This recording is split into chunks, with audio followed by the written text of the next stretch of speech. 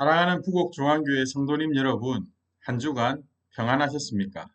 날씨가 많이 쌀쌀해졌습니다. 또 독감과 감기가 유행한다고 하니 건강에 유의하시고 또 말씀의 은혜를 풍성히 누리시는 저와 여러분 되었으면 좋겠습니다. 오늘은 성막 10강 떡상과 진설병에 대해서 묵상해 보려고 합니다. 우리는 성막의 성소, 그 가운데 세 기구에 대해서 살펴보고 있습니다. 성막 안에 성소, 특별히 그 가운데에 놓여진 세 가지 기구, 무엇이었죠?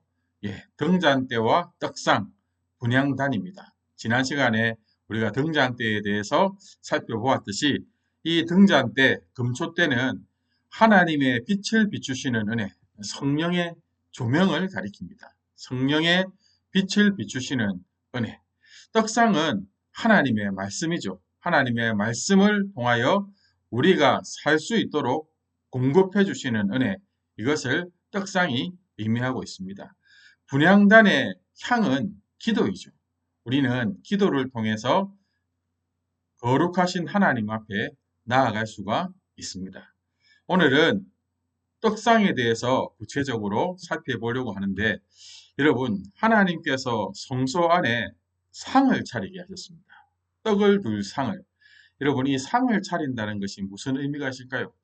히브리인들에게 있어서 함께 상을 차리고 음식을 나눈다는 것은 친밀한 교제를 의미합니다. 이 떡상을 만들라라고 하시는 그 하나님의 마음이 직접적으로 드러난 구절이 레위기 26장 11절 12절인데요. 내가 내 성막을 너희 중에 세우리니 내 마음이 너희를 싫어하지 아니할 것이며 나는 너희 중에 행하여 너희의 하나님이 되고 너희는 내 백성이 될 것이니라. 하나님께서 성막을 통하여 하나님의 자신을 드러낼 뿐만 아니라 그 가운데 택한 백성들과 친밀한 교제를 나누기 원하신다는 것입니다. 특별히 이 떡상을 통하여서는 그 친밀한 교제의 약속뿐만 아니라 그 교제를 시작하고 이어갈 수 있는 모든 필요한 것들을 아낌없이 공급해 주시겠다는 하나님의 거룩한 약속이 이 떡상을 통하여 주어짐을 우리는 깨달을 수 있습니다. 떡상에 대한 내용들을 조금 더 살펴보도록 하겠습니다. 떡상을 만들라고 말씀하시면서 하나님께서 가르쳐 주시는 내용이 출애굽기 25장에 기록되어 있는데요. 출애굽기 25장 23절부터 몇 구절을 살펴보면 너는 조각목으로 상을 만들라라고 말씀하셨습니다. 여러분, 조각목 이제 친숙하시죠? 이 광야에 흔하게 볼 수 있는 나무이고 쓸모없는 나무이지만 하나님의 성막에 이 조각목은 귀하게 쓰임 받습니다. 금으로 둘러싸여서 귀한 성물을 이루는 그러한 재료가 되는 것이죠.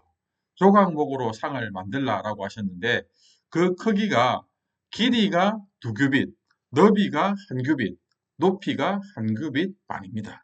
우리가 1규빗, 이제 이 단위도 친숙하시죠?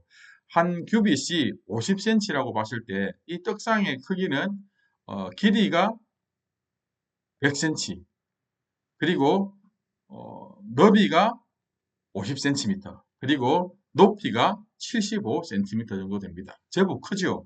넓이가 크고 넓고 그리고 높이는 한 허리춤 정도밖에 되지 않는 생각보다 낮은 크기를 가지고 있습니다. 대략의 이 크기를 짐작해 보실 수가 있을 것입니다. 그리고 이 떡상에 대하여 이어지는 구절에는 조각목으로 만든 이 떡상을 순금으로 싸고 그리고 주위에 금태를 두르라고 되어 있습니다.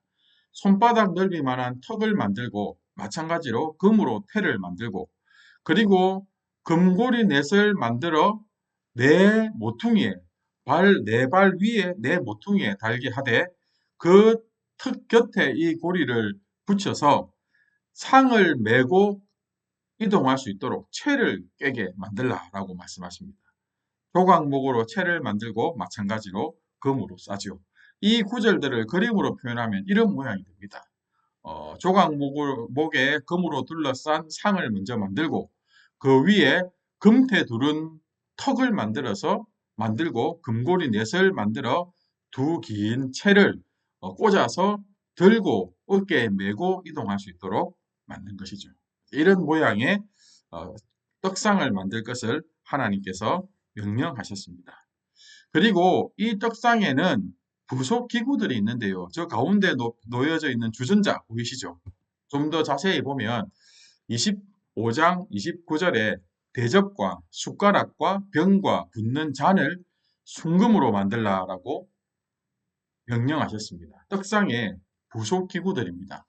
여러분, 대접은 떡을 올려놓을 수 있는 넓은 그릇을, 숟가락은 우리가 조금 눈여겨봐야 되는데 떡 위에 놓여져 있는 움푹 파인 저 그릇을 숟가락이라고 우리는 번역했고, 숟가락으로 번역한 그 기구가 바로 저것입니다.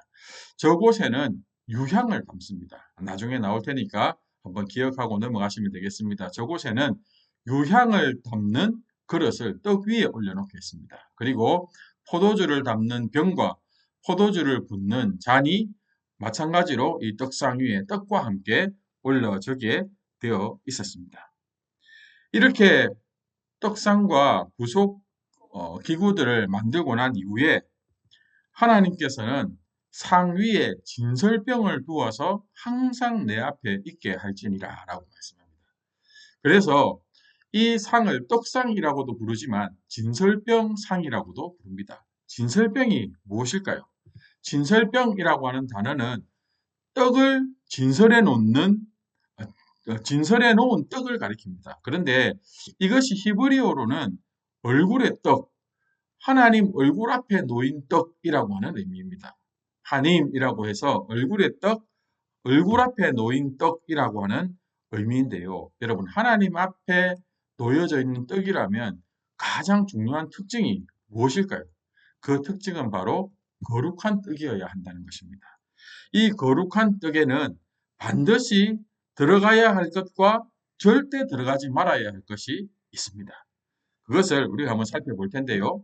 이 진설병을 만드는 방법을 보면 이 진설병을 만들 때는 반드시 고운 가루를 가져다가 떡 12개를 굽게 되어 있었습니다. 고운 가루로 만들라고 말씀하셨습니다. 곡식을 곱게 갈아서 고운 가루를 가져다가 그것을 잘 반죽하여 떡 12개를 만들라라고 하시는 것이죠.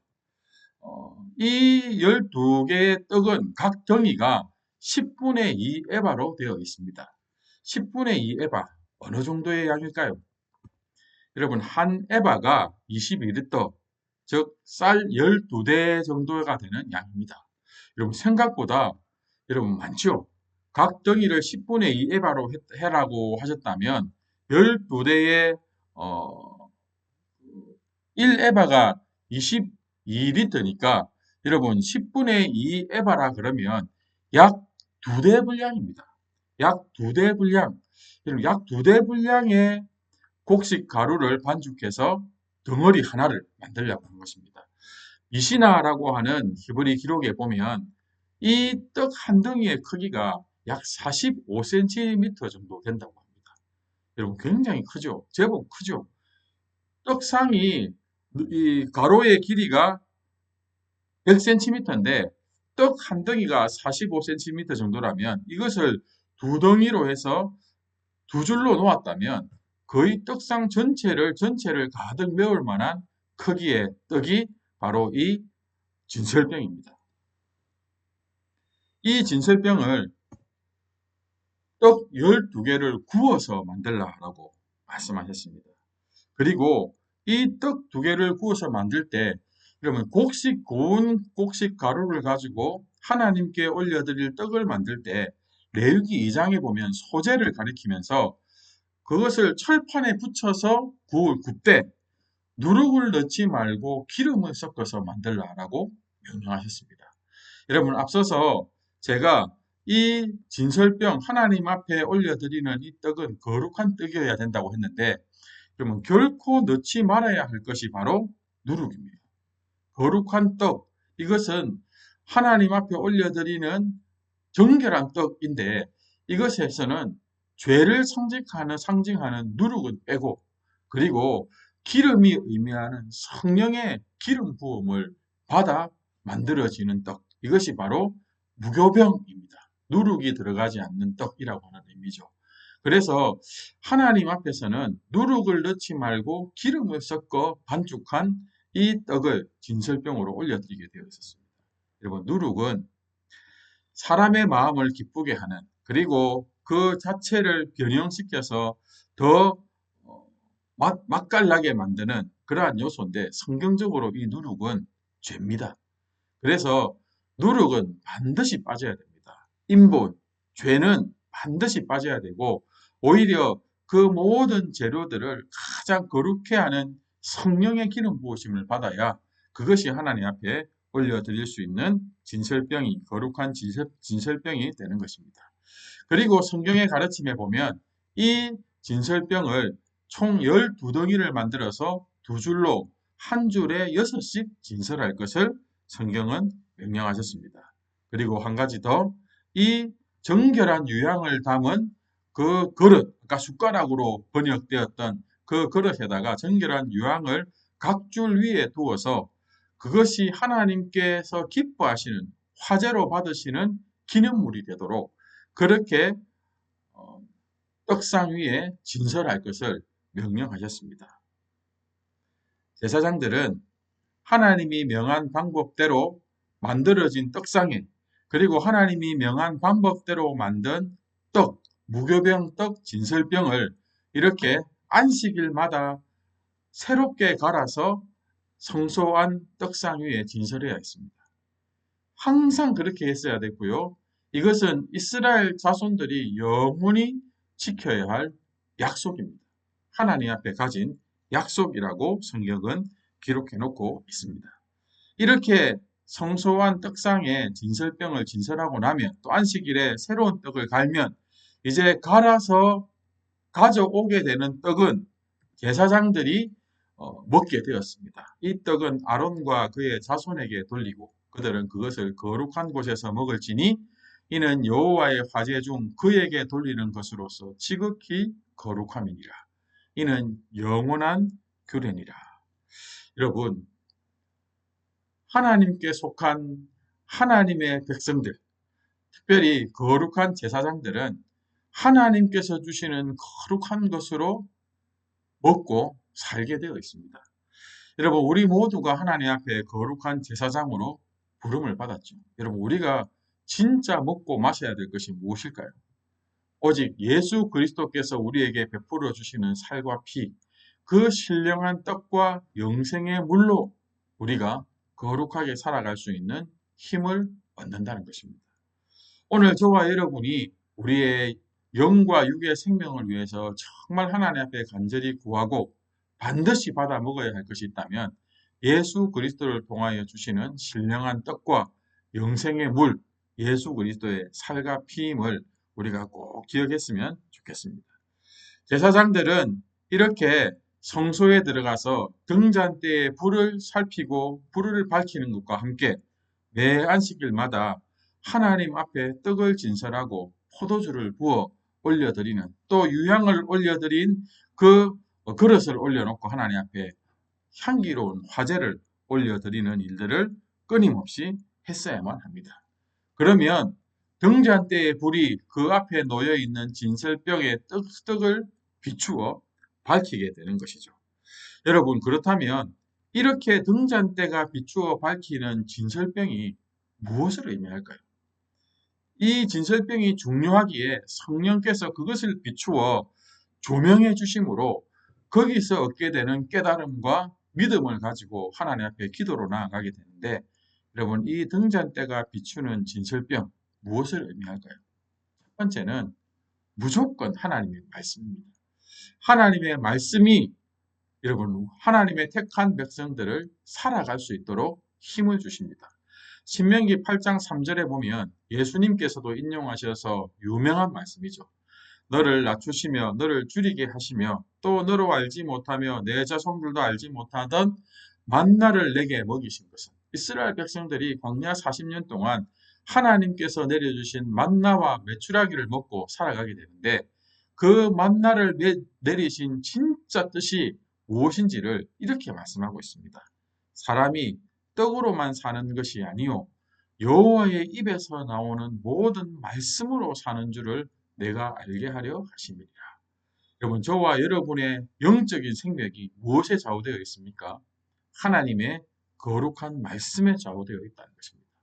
여러분, 우리 안에 말씀의 고갈이 일어나면 우리는 더 이상 영적으로 살아갈 수가 없습니다. 성령께서 비추시는 거룩한 말씀, 순전한 말씀이 우리에게 양식으로 공급될 때 여러분 우리가 살아갈 수 있는 것입니다. 혹시 말씀을 놓치고 올 한 해 참으로 허덕이며 살지 않으셨습니까? 다시 한번 하나님의 말씀을 굳게 붙들겠다는 결단을 가지고 하나님의 말씀의 소중함을 우리가 다시 이 떡상을 통해서 일깨울 수 있으면 좋겠습니다. 예수님께서 하나님의 말씀의 중요함을 이 만나를 주신 사건을 오병이어의 기적을 통해서 다시 분명히 보여주셨습니다. 하나님께 축사하고 나누어진 보리떡 5개와 물고기 2마리로 남자만 5,000명을 먹이신 사건은 바로 광야에서 하나님께서 만나를 먹이셨던 사건, 그 사건을 다시 한 번 더 재현시키는 일인데 이것이 바로 생명의 떡으로 오신 예수 그리스도를 의미하는 사건이죠. 그 광야에서 먹었던 만나가 바로 예수 그리스도 생명의 말씀 그 자체라는 것을 보여주시는 것입니다. 그래서 등잔대가 밝히는 그 떡상의 진설병은 궁극적으로 최고의 순전한 말씀, 온전한 말씀인 바로 예수 그리스도를 가리킵니다. 예수님께서는 자신을 나는 생명의 떡이다 라고 밝히셨습니다. 하늘에서 내려온 생명의 떡으로 내게 오는 자는 결코 줄이지 아니할 것이요 나를 믿는 자는 영원히 목마르지 아니하리라 라고 말씀하셨습니다. 여러분, 예수님께서 우리의 산떡 생명의 떡이 되셔서 예수 그리스도로 말미암아 우리가 영원히 살 힘을 얻게 되었습니다. 우리를 위한 영원한 생명의 떡이신 예수 그리스도, 이것이 바로 하나님의 말씀과 더불어 진설병이 우리에게 가르쳐주는 분명한 의미입니다. 이 진설병이 여러분 예수 그리스도라면 그 진설병을 만들 때 명령하신 방법들이 예수 그리스도를 어떻게 드러내는지 한번 보십시오. 여러분 고운 가루로 만들라고 했죠. 여러분 고운 가루는 곡식을 빻고 그 곡식을 완전히 부숩니다. 고난 당하신 예수 그리스도의 의미입니다. 기름은 성령이라고 했죠. 여러분 기름을 부어서 그 고운 가루를 반죽하는 것인데 그것은 성령으로 충만하신 예수 그리스도이십니다. 예수님께서 공생의 기간에 사역을 행하시면서 그렇게 말씀하셨습니다. 주의 성령이 내게 임하사. 그래서 그 그리스도의 사역을 감당하실 수 있었던 것이죠. 예수님의 성령 충만하심을 가리킵니다. 또한 철판에 붙여서 만들어진 열을 통과한 불을 통과한 그 위에서 굳게 굳어진 그 철판에 붙여진 진설병은 바로 시험을 이기신 승리하신 예수 그리스도를 가리킵니다. 여러분 우리의 생명의 떡이신 예수 그리스도는 고난을 당하시고 우리를 대신하여 고난을 당하시고 십자가의 죽음을 당하신 예수 그리스도이시며 성령으로 충만하여 하나님 앞에 온전한 순종을 우리를 대신하여 이루신 분이십니다. 죄와 사망의 권세를 이기고 모든 시험을 이기고 우리에게 승리를 안겨주신 생명의 떡인 것입니다. 이 고난 당하시고 성령 충만하시고 승리하신 예수 그리스도를 통하여 우리는 하늘에서 내려온 이 살아있는 떡으로 영생할 수 있었습니다. 세상의 생명을 위한 내 살이니라. 우리의 생명의 떡이 되신 예수 그리스도를 더 깊이 감사하고 찬양하는 저와 여러분이 되었으면 좋겠습니다. 마지막으로 이 진설병은 또한 예수 그리스도께 속하여 예수 그리스도의 몸된 교회를 가리킵니다. 여러분 진설병이 하나님 앞에 올려드려졌다고 했잖아요. 여러분 하나님 앞에 올려드려진 그 진설병은 바로 예수 그리스도를 통하여 예수 그리스도께 속한 예수 그리스도의 오늘날 몸된 교회 성도를 가리킵니다. 여러분 이들은 다 예수 그리스도의 살과 피를 함께 나누어 먹음으로 한 가족이 되었고 예수 그리스도께 온전히 속하게 되었습니다. 여러분, 이 떡덩이가 총 몇 덩이였다고 했죠? 12덩이였습니다. 이것은 대제사장이 입는 에봇 가운데 있는 12개의 박힌 보석과 함께 이스라엘의 12지파, 곧 온 이스라엘 하나님의 택한 모든 백성을 가리키는 것입니다. 12지파, 하나님께서 예수 그리스도를 하나님의 말씀과 예수 그리스도를 통하여 궁극적으로 받고 싶어 하신 것이 무엇이냐면 하나님의 택한 모든 백성을 하나님 앞에 받기를 원하시는 것입니다. 그들과 교제하기를 원하시는 것이고 그들이 하나님께서 주시는 이 생명의 떡으로 영생하기를 원하시는 것입니다. 여러분, 그래서 이 진설병은 바로 우리입니다. 우리가 바로 하나님의 면전, 하나님의 얼굴 앞에 놓인 거룩한 떡 진설병인 것입니다. 우리 안에 여전히 남아있는 누룩이 있다면 다 빼내고 성령의 기름으로 충만하여 거룩한 하나님의 진설병으로 저와 여러분이 살아드릴 수 있으면 좋겠습니다. 여러분, 결국은 하나님께서 말씀을 주시고 예수 그리스도를 우리에게 보내주시고 결국 우리 모두를 받아 영광스럽게 여겨주셨습니다. 이사야 40장 11절에 보면 그는 목자같이 양떼를 먹이시며 어린 양을 그 팔로 모아 품에 안으시며 젖먹이는 암컷들을 온순히 인도하시리로다. 하나님께서 자기 택한 백성들과 교제하기 위하여 그들에게 필요한 모든 것 예수 그리스도까지도 아낌없이 내어주셔서 그들을 온전히 인도해 주시겠다라고 하는 약속이 바로 이 떡상 가운데 담겨져 있는 것이죠. 모든 교회는 이 진설병을 담는 떡상이어야 합니다. 성령의 조명을 받아 생명의 떡이신 예수 그리스도를 밝히 드러내야 합니다. 우리가 영원히 살 수 있는 유일한 생명이 바로 생명의 떡 대신 예수 그리스도로 말미암는다는 것을 교회는 밝히 드러내고 증거해야 됩니다.